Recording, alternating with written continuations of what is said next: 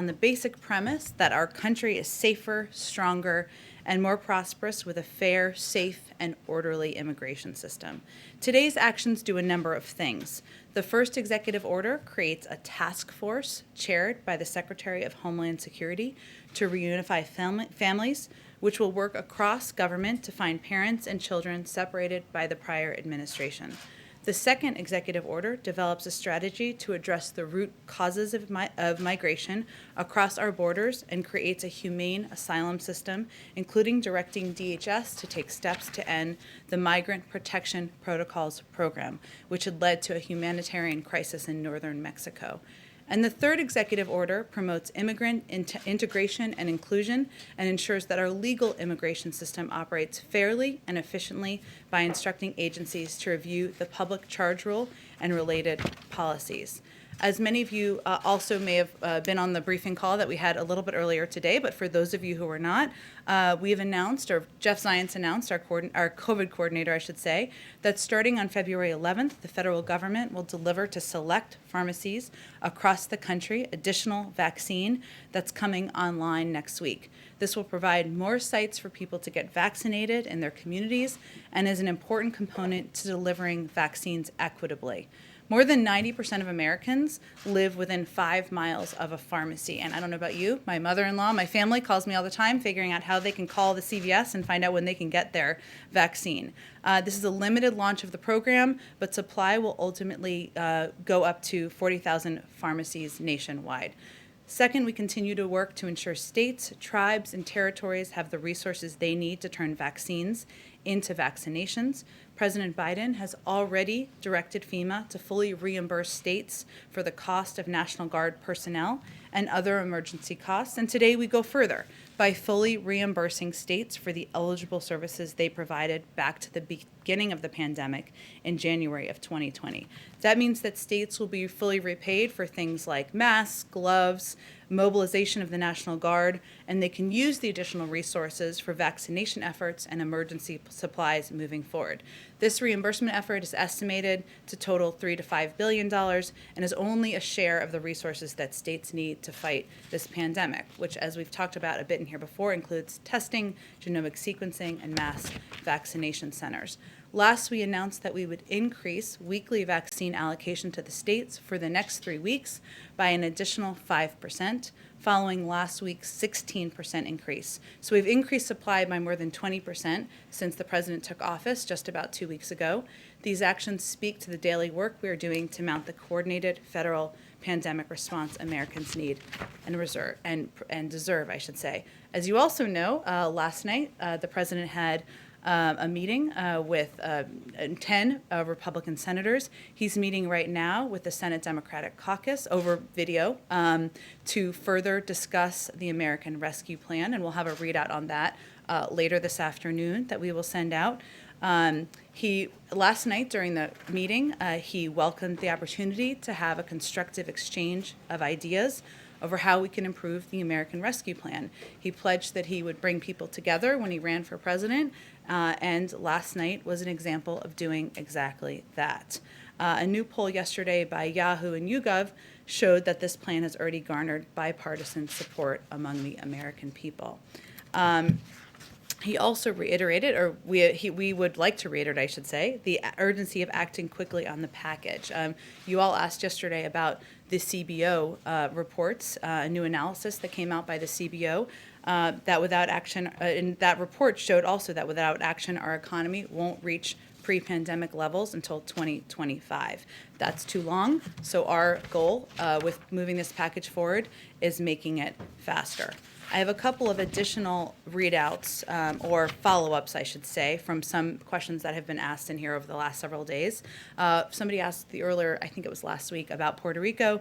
Today, there's an update I have. The administration is releasing $1.3 billion in aid allocated by Congress to Puerto Rico that can be deployed to protect against future climate disasters.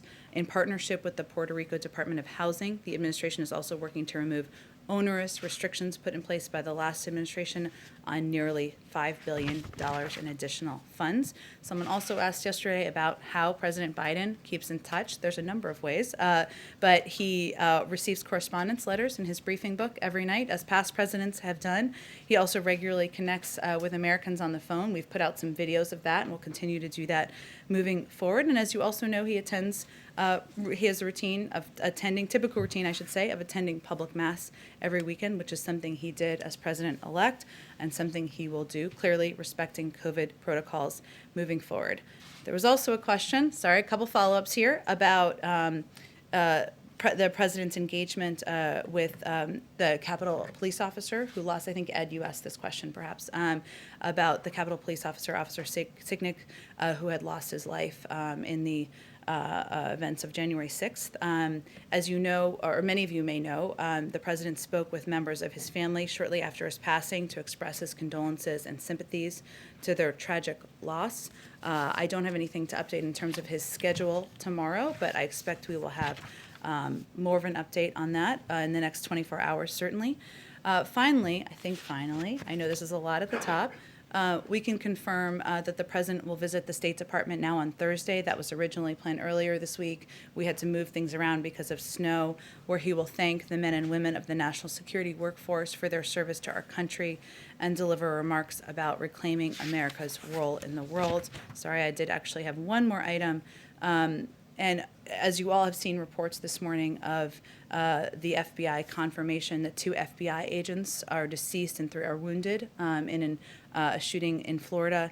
The 2 wounded agents were transported to a hospital and are in stable condition, as some, I think, have reported. President Biden was briefed this morning by Homeland Security Advisor Liz Sherwood-Randall. This is obviously a terrible tragedy. I expect you'll hear more from the president later this afternoon when he speaks to all of you. I know that was a lot. With that, let's kick us off. Wonderful. Thank you, Jen. 2 questions. Congressional Democrats are moving forward with COVID relief, with legislation set to hit the House Budget Committee by February 16th. What kind of timeline does that create for you with regard to talks with Republicans?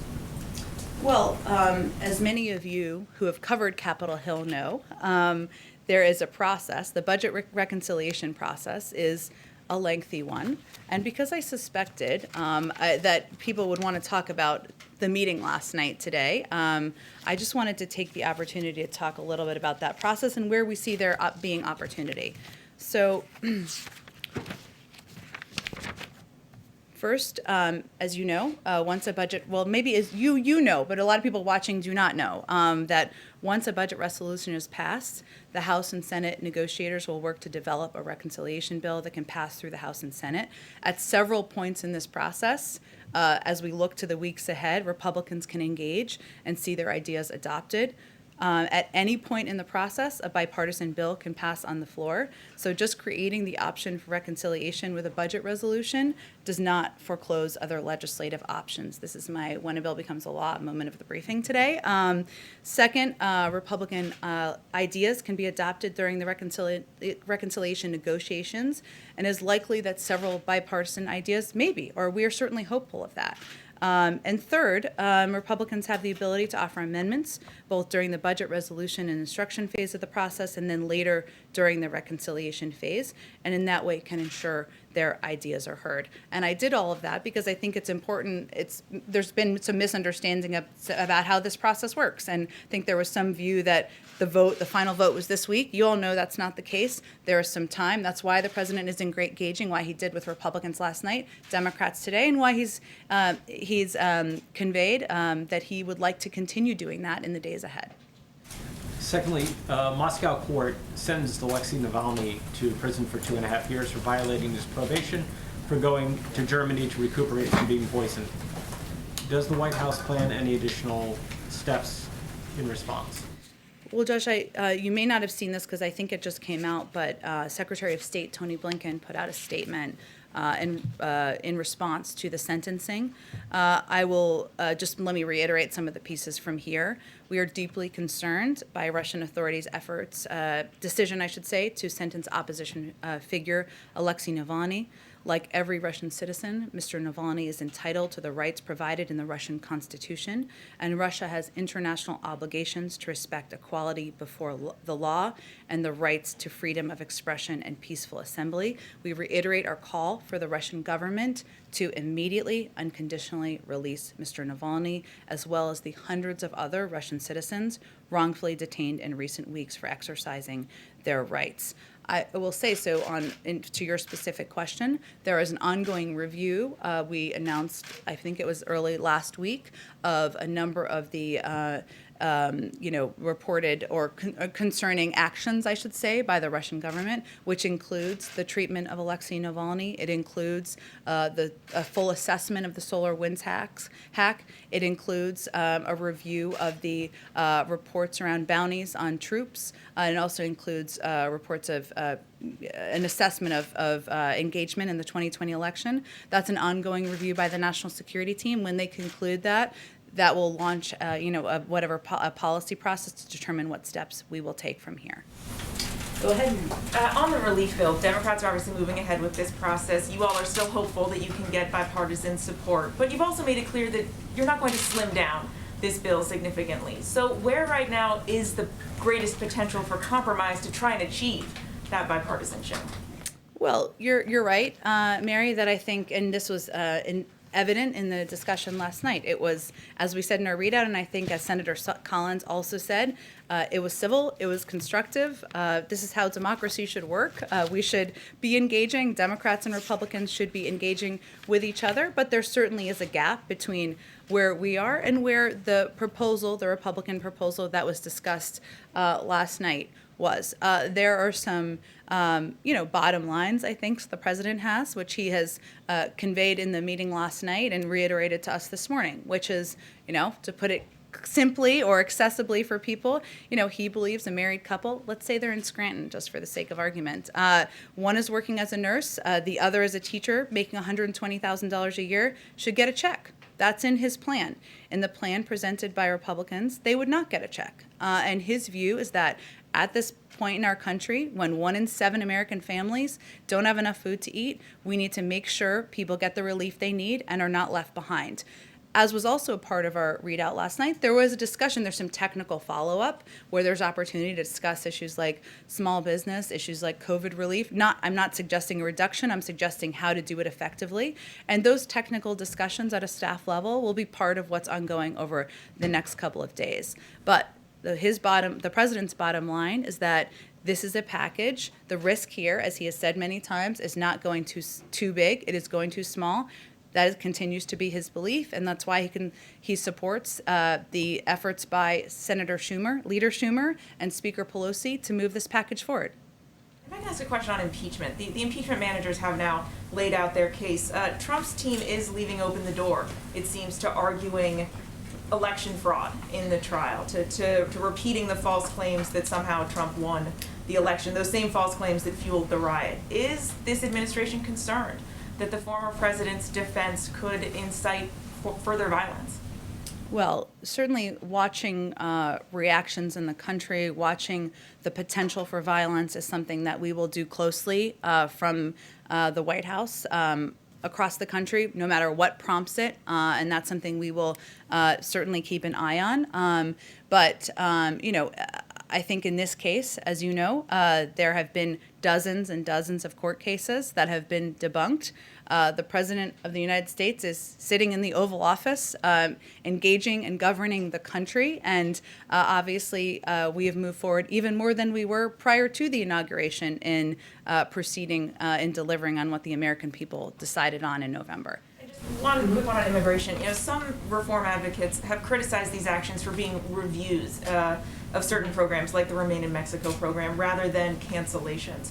Why review and not reverse some of these programs? Sure. Well, part of our effort, Mary, is to assess the damage that has been done by the policies that were put in place by the prior administration. We want to act swiftly, we want to act promptly, but we also need to make sure we are doing that through a strategic policy process. And the president's commitment to immigration is indicative in the fact that he announced an immigration bill his first day in office, and that he has signed, and after this afternoon, a number of bills to overturn the immoral actions of the prior administration, but we want to ensure that our team, led by the new, hopefully newly confirmed soon, maybe right now, Secretary of Homeland Security, has the ability to review the process and policies and make sure he's putting the right ones in place. Do you have a sense of timing for these reviews, when the task force on reunification, for instance, may actually put out their first findings? We do, and it's important to us that there are markers to give updates to the American people on this and many other issues. So there will be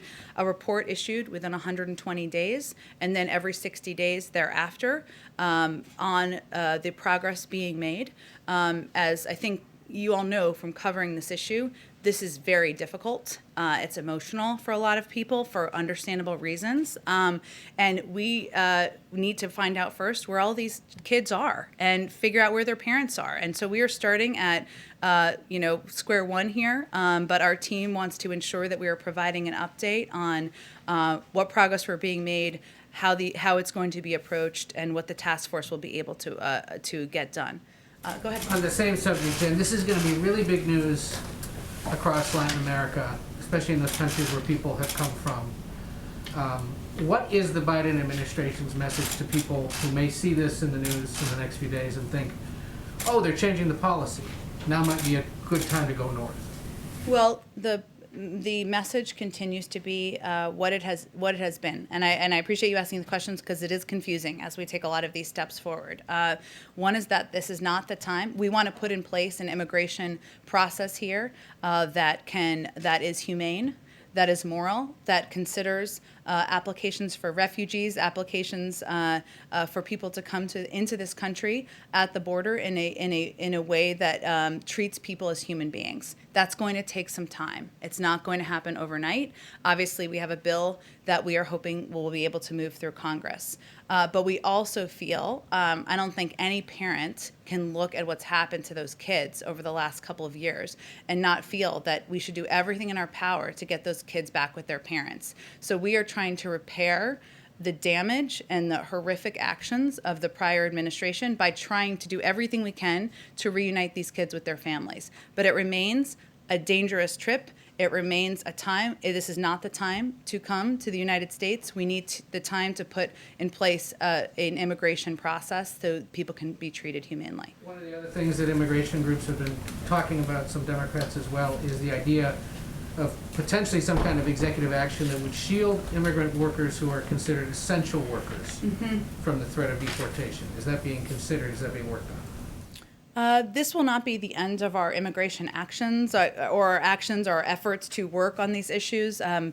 don't have anything on that policy consideration for you, though. And that was my next question. This is still being worked on.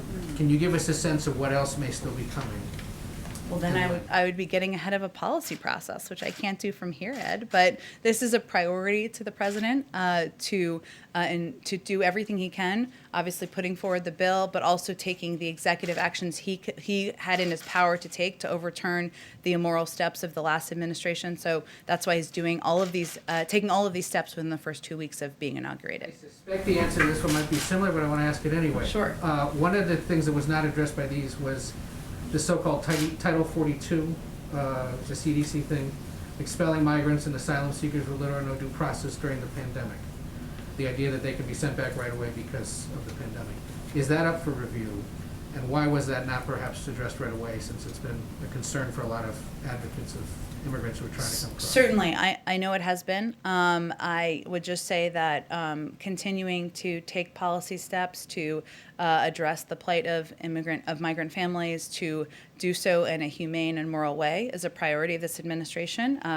We obviously are going to continue to work on the immigration bill that we've proposed to Congress. These executive actions are just part of our strategy, and if there's more to report to you on that, I'm happy to get to you directly. Go ahead. Can I follow up on the immigration question? The executive orders as that have been described so far don't actually change or raise the refugee cap, which, as you know, President Trump reduced substantially. Doesn't also order the immediate release of children from ICE detention. The president has said that that's something that should be done immediately. Why didn't he do it today? I think We're going to have more again soon in the coming days and weeks on more steps and actions that the president is interested in taking. So I'm just not going to get ahead of that right now. You're saying he might still do it, but just isn't doing it immediately. Again, I was saying that there are additional steps the president will take, our policy teams will take, our experts will take to address immigration in a humane and moral way. There are also a number of steps that are under the purview of the Department of Homeland Security and Secretary Mayorkas, who, of course, as you know, his confirmation was a bit delayed. Some of those are going to be under his purview, and so I'd point you to them to also engage with on some of those questions, but there is more the president will have to share on refugees and other issues soon. May I ask whether the president has made a decision on keeping the scope of Space Force? Wow, Space Force. It's the plane of today. It is an interesting question. I am happy to check with our Space Force point of contact. I'm not sure who that is. I will find out and see if we have any update on that. Go ahead. Jen, a couple, start with COVID relief. Senator Manchin today put out a statement saying he was going to vote for the budget proposal, but made clear that his final vote needs to be on a proposal that's very targeted. He is opposed to the $15 minimum wage. Is the $15 minimum wage a must-have for this White House in any final package? Well, Phil, I should have also brought you up here to just talk about how a bill becomes a law, because I think you know. I have a 17-part reconciliation instructions question. Oh, good. I can't wait. We'll all tune in for it. You know, Phil, I think there are a lot of points of view, as should not be a surprise to anyone, of different members of Congress. We respect all of them. We're happy to hear them. Hence, the president met with 10 Republican senators last night. But we're not going to negotiate from here or, frankly, in public about what is going to be in and out of the package. We want that to work through the legislative process. That is ongoing now. And then on the meeting with the Republican senators, you said the word reiterate. I think in the statement last night, had the word reiterate 3 separate times. Like, it's very clear where we like that word. It's a good word. It's a solid word. But it underscores that your guys' position is firm. Mm-hmm. And so I guess my question is, you're talking about staff talks on technical details. Is that basically the ball game right now in terms of the bipartisan talks? Like, they can tweak things on the technical side. There are pieces if they want amendments. But broadly, this is what it is, and it's moving. Well, I think the president's commitment is to urgently deliver relief to the American people. And that is what he has conveyed in every meeting he's had or engagement he's had with Democrats and Republicans. And as we just talked about, there's a process that's just in the early stages that's beginning on Capitol Hill to do exactly that. But there are also steps that can be taken or changes that can be made through negotiations that also through the legislative process have to happen between the House and Senate. There are amendments that can be proposed and voted on, and we're going to see that process through or allow that process to go through.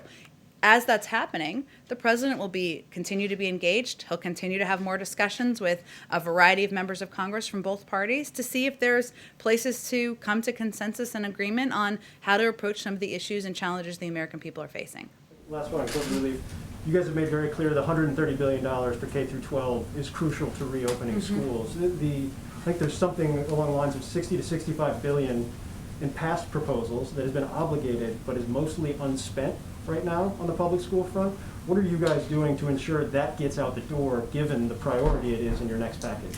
Sure. Well, my understanding from talking to our economic team is that the funding that was in the $900 billion package, I think if that's what you're referring to, will be spent in the next couple of weeks. And so what we're trying to look ahead to is what are the needs as we're looking to public schools across the country, that many of them need funding, many of them need PPE, many of them need testing, many of them need better ventilation in their schools to ensure we have adequate funding needed to open the majority of schools within 100 days, which remains the president's goal. Go ahead. Yeah, today there was new data on the Sputnik V vaccine showing that it's quite effective. And I'm wondering if the administration is concerned at all that Russia could use this vaccine to exert geopolitical power with nations in need, perhaps in Latin America. That is not a concern I've discussed with our national security team. Obviously, our focus is on our own FDA approval process here and ensuring that we make as much of the vaccine available to the American public. And we just rejoined, as you know, the World Health Organization because we believe that the more people who are vaccinated around the world, the safer we all are. But I'm happy to speak with them about it and see if that's a concern they have. One other question on the COVID travel ban that is in place. Is that a temporary thing while the CDC and the Biden administration figure out a safe way for international travel to occur, or is that seen as more long-term, especially given that the variants are already here? Well, these were steps taken, as you know, by our team in order to increase the safety of the American public. And certainly we don't want them to be forever because we want to get the pandemic under control. But they will be in place as long as our health and medical experts believe they're necessary or essential in order to keep the public safe. So the impact of variants, which is a very good question, is something, you know, they assess. And I would certainly encourage you to ask them that question on our next COVID call. Go ahead. There have been calls for some kind of boycott of the China's 2022 Olympics. Given the administration's recent support of the genocide designation there, does President Biden support those calls to perhaps find a new host country? And have they engaged with other allies on that topic? Well, I've seen some reports of that, and I don't have any update for you or preview for you or change of our approach to the Beijing Olympics. No. President Biden has promised to make the visitor logs public and bring that back, that tradition. Obviously, you guys are not having a lot of visitors due to the pandemic. To the extent that these calls are taking on virtually, is there any talk about a virtual visitor log or some kind of transparency on how those virtual meetings are being disclosed to the public? Well, our pledge is to be, venture to be, hope to be the most ethically stringent government in history, and he's put in place a number of steps and policies to deliver on exactly that. You're right that there are not currently many visitors. At some point, hopefully there will be, and we will be returning to the release of those visitor logs. That was not the case during the prior administration. At this point, there's not a discussion of making virtual meetings part of what's released. Go ahead, Jeff. Hey, Jen. I actually have more visitor logs questions. Okay. The first one is, has anybody in the administration looked at the logs from the weeks before or leading up to the January 6th riot to see if anyone connected with the riot has been in the building? You are not the first person to ask this question. It's a very interesting one, or newsworthy one, I guess I should say. I have not had a chance to talk to our team on whether we even have access to those logs. I mean, we obviously know what information is put in from visits, people who come to visit, and we have the ability to release that over the coming months. I'm not aware of an assessment of that, but I will also ask our team if we have access to them or if there's a plan to look at them. When you get back to releasing, I know under Obama they came out on like a monthly basis a few months after the date of effect. If it's possible, would you release them for the prior administration? Because there are a lot of people coming in and out of here where the public would only learn through a random media report or a camera got a picture. I'm not even sure if it's technically possible. That feels like the first question. So let me talk to our technical gurus and see what I can find out. And just one more technical thing, if you don't mind. The first impeachment, there was a lot dealing with a foreign leader called by the president to Ukraine. Is that system still intact where there's notes and records of foreign leader calls, and is anybody on NSC or anybody else looking at those? From the prior administration? Yes. Like the 5 past foreign leader calls by the predecessor of the president. I am not aware of an assessment of those, Jeff. I think our focus is on our foreign leader calls the current president of the United States is making to global leaders in an effort to rebuild our place in the world and work on some diplomacy. Katie. Hi, I just have another question on immigration. On the Family Reunification Task Force, can you talk, I know you said you're at square one, but can you talk a little bit more about the work ahead in finding some of these kids? I think the current number, it might be higher, you can correct me, is 600 or some. And I'm also wondering if you can talk a little bit about how officials are going to evaluate cases to determine whether the families will be reunited in their home countries or if they will be allowed to stay here. It's a great question, Katie, and some of that is what Secretary Mayorkas, newly confirmed Secretary Mayorkas, and the task force will have to assess is, and it will be case by case. There are estimates of between 600 and 700 kids, but part of what we need to do in the early stages, or I should say what the task force needs to do, is determine what the accurate number is and where these kids are, and then determine case by case what the best process and approach is for reuniting them with their family members. So there's a great deal of work ahead.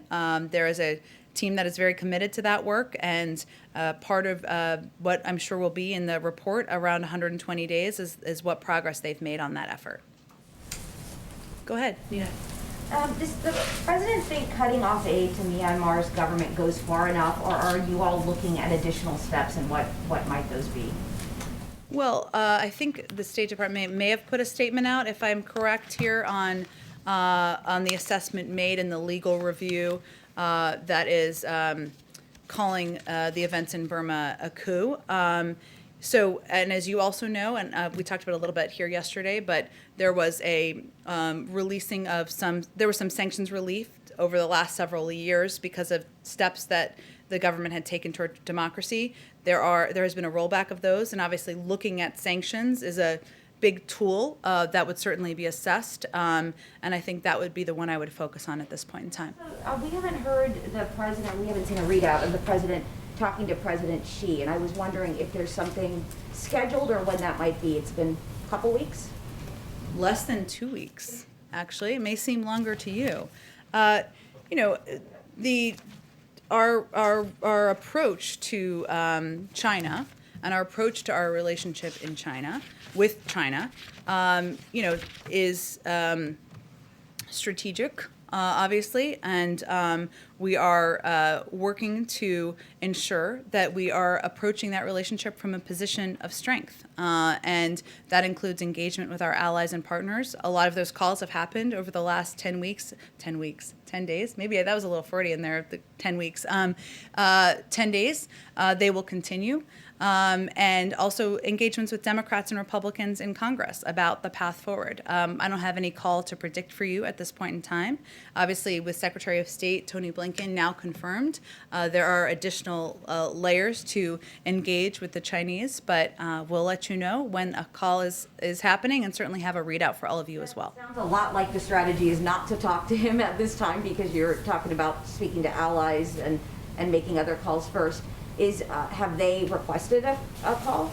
I don't have anything more for you. I think I don't appreciate the putting words in my mouth. That wasn't what my effort was. What I was conveying is what our strategy is here from the United States, which is to work with our partners and allies and determine what the right time is. Of course, the relationship with China is going to be multi-layered. We'll deal with climate. We'll deal with the economy. We'll deal with security, and that is of course a priority to President Biden. He's spoken about it during the transition. He's spoken about it. Obviously, he's had engagements with his national security team about a range of issues, including China. We've been here less than 2 weeks, and when we have a call to read out, I'll make sure you know. Go ahead in the back. Thanks, Jen. I want to ask you a few on the rescue plan talks, and I want to follow up on a question that Phil had asked you.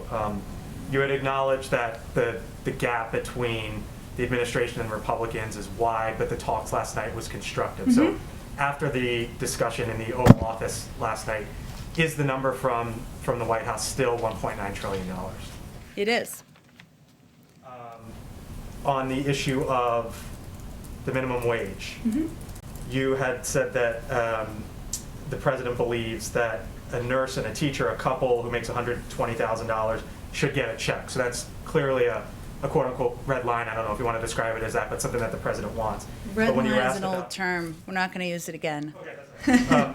But when you were asked about the minimum wage, you said you're not going to negotiate from here and you want to work through that. So it seems as if the president might be open to dropping the minimum wage from the bill. Is that a fair I know there's a assessment? lot of appetite for what is going to be negotiated and out of the bill. I totally get it. This is a big topic of interest, but what I was just conveying as an example is that ensuring those checks are in the hands of Americans is a top priority for the president. I wasn't taking in and out things in the bill. That will be a negotiation that will happen through Democrats and Republicans in Congress. Obviously, the reconciliation process has just started. There are many opportunities for Republicans to offer amendments. There's a whole negotiation that's going to take place, and the president will continue to be engaged with members of both parties through that process. And on the issue of Senator Manchin and his statement today, he talked about how he would like to see something targeted. He said, let me be clear, and those are the words I shared with President Biden, our focus must be targeted on the COVID-19 crisis and Americans who have been most impacted by the pandemic, his quote.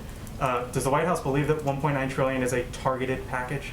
Well, the size of the package was determined not for shock value, but to address the dual crises that we're facing. And that includes ensuring that millions of Americans can put food on the table. 1 in 7 American families are concerned about food security right now. It ensures that we have funding that we can reopen schools so that kids can go back to school, mothers and fathers can not worry about their kids, and ensures that that people can apply for unemployment insurance.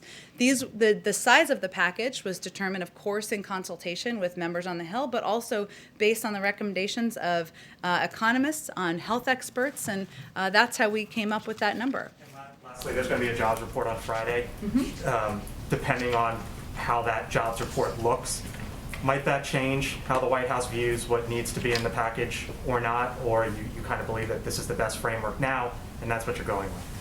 I mean, if there was a jobs report that there were 10 million jobs created, that would be great news. I don't suspect that will be what the outcome of the jobs numbers will be. So no, it will not change. As we saw from the CBO numbers, which projected, I should say, that there would be growth this year. That's obviously positive, but we're digging out of a massive hole. And the challenge right now is that it's going to take years to return to the pace of economic growth that the country needs to be at. So no, I wouldn't suspect it would change things. Go ahead in the back. Thank you, Jen. A couple of follow-ups. Sure. First to Tamara's question. Governor Hogan said that there has been two more cases of the South African variant in Montgomery County and is in Maryland. And people were coming back from abroad. I mean, is that an opportunity to, are you worried? Is that an opportunity to eventually widen the travel restrictions? Well, I think what our health and medical teams do, so the CDC and others who are actual doctors, is make assessments about what steps need to be taken, whether it's masking, that, as you know, is now required on planes, or travel restrictions from certain countries in order to keep the American people safe. And certainly Worked in Maryland, obviously. Well, I don't know that it hasn't worked, because we also have prevented a number of people from coming into the country and tried to take steps to reduce the spread of COVID and also the spread of some of these variants. But they will assess steps that need to be taken based on variants. Obviously, that's something that they review on a daily basis. To Anita's question. Correct me if I'm wrong, but the president hasn't spoken yet with Prime Minister Netanyahu. He's an ally. Isn't that surprising? I don't know that it's surprising. Less than 2 weeks into an administration, he hasn't called every foreign leader yet. He certainly would love to spend more time talking to foreign leaders. That's, his first love is foreign policy. But I expect he'll continue to have additional engagements in the weeks ahead. And obviously, we have a long and abiding relationship with Israel, important security relationship. I'm sure they'll discuss that and a range of issues when they do connect. Question, Jen. Since President Clinton and President Obama made Canada the destination of the first trip, can we expect the same thing from That was a very creative way of asking the first foreign trip question. I don't have anything to preview for you in terms of where the president will travel on his first foreign trip. I'm as eager as you all are. I love foreign travel. I will remind you that his first call was, of course, to the Prime Minister of Canada. So that is certainly affirmation of the importance of the relationship. Go ahead in the back. Yeah, thanks, Jen. One on immigration and one on jobs, if that's okay. Sure. So the president's third executive order, as I'm reading it, restoring faith in our legal immigration system and promoting integration of new Americans. Should visa applicants in the K-1, the student E-2 visa program, should they take this as a sign that they'll be granted travel waivers to return to the United States? I know you were asked about that last week. Yeah, I was, and it is still under review. Obviously, as we talked about a little bit last week, or I don't remember if you were here that day, but But it was a question someone else asked, and married couples, as you know, are able to travel. There was a review of students and of couples who were not married. That review hasn't concluded yet. And then on jobs, given that Mayor, I guess now Secretary Buttigieg has been confirmed, when can we expect to see a detailed infrastructure plan given the potential for new job creation there? Well, we're going to officially invite Secretary Buttigieg to come to this briefing room and talk to you all about it whenever he has that to discuss, or even before then. He has been obviously working on getting confirmed, but I know he's eager to get to work, and we'll see when he has more specifics to lay out. The announcement today with respect to the vaccine, equity is a big part of that. Yes. You've been rolling out that previously. To what extent is international equity factoring in? Right now, the orders you have add up, if they all come through, which is admittedly a big if, to quite a bit more than the U.S. would need. What would you do with all that? And are you concerned that you might be boxing out less wealthy countries from getting earlier access to the vaccine? Well, that's certainly not our objective. The president's objective is to have as many vaccines. As you said, there's a lot of factors that could happen here that could prevent this from happening exactly as we've planned it. Freezers can break, trucks can break, snowstorms, as we've seen this week. We're fully aware of that. May our problem be that we have too many vaccines to put in the arms of the American people.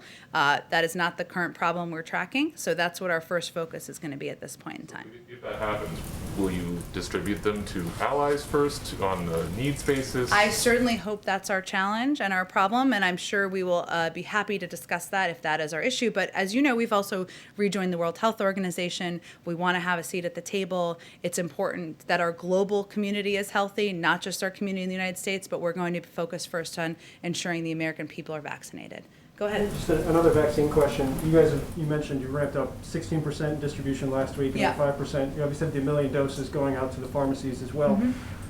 Jeff was talking about how this is a ramp up of Moderna and Pfizer. What kind of visibility are you getting into what's coming? Like, did you know the 15% was, or 16% last week was coming? Did you know the 5, like, how long in advance do you know? Did we know we could plan to announce the new? Actually announce things and kick them into gear. Yeah, well, we're working on trying to be able to have that ability and that assessment. And as governors, I'm sure will tell you, or have told many of you, that's also what they're looking at. So we're trying to get to a place where we know what's coming, so governors and local officials know what's coming to them, and they can assess where to distribute it in their states.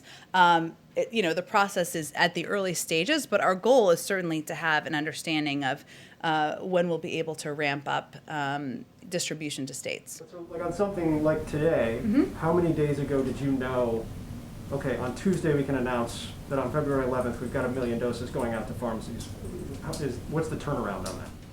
Well, that particular announcement has a couple of components, right? It's of course engagement with states and governors, and engaging with them is pivotal, but also with pharmacies and ensuring that they're able to do it. I mean, if you log on to CVS to do an appointment to get a flu shot, you want to know that the system is going to work. So there are a lot of steps in the process. I'm not sure how many days in advance we knew that it was full to go. Not many, but it takes a great deal of coordination to make sure governors are feel comfortable with the announcements being made, that we're fully coordinating with them, that they can explain to their public that, of course, pharmacies are just a part of what we're doing, right? It's not, 1 million doses is a lot. It is not going to vaccinate the entire country. We're going to ramp that up. So that leaves some onus on them to be able to communicate where where people can also get their vaccine. So that coordination is key as a part of it, several components in this one, but we don't usually sit on these announcements, so I don't think that long. Go ahead. Jen, Senator Schumer just came out and said that he had a, quote, really good lunch with the president and Secretary Yellen. He also said that the president told Republicans last night that the $600 billion was way too small. Does that track with with your understanding of what he actually said to them last night? Yes. I mean, the president has been clear that our risk is not having a package that's too big. It's having a package that's too small. And there have been public proposals, of course, by these senators and by others to split the package, to do a smaller package, and his view is that there are key components